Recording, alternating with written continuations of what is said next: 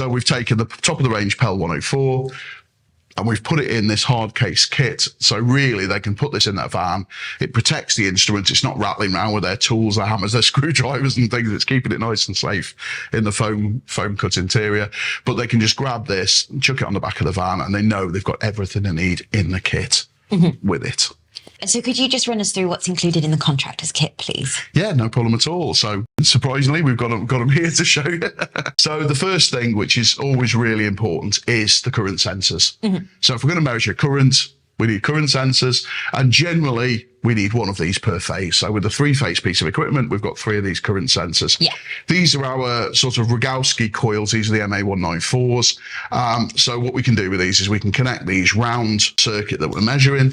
And actually, they're nice and flexible and they're easy to get in. So these tend to be very popular. So we've included 3 of those within the kit. So there's 3 of those. We've also got the voltage leads. So the voltage leads, again, you need to make voltage connections on here. There's 4 voltage connections on here.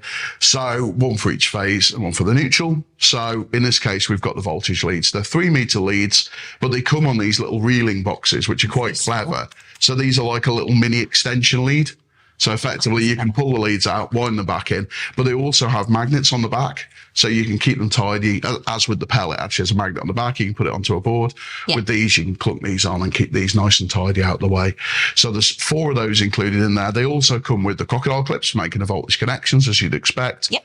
But we also include our magnetic probes as well. So these are almost magnetic croc clips, for want of a better term. You can actually connect these onto the head of a screw within a circuit breaker.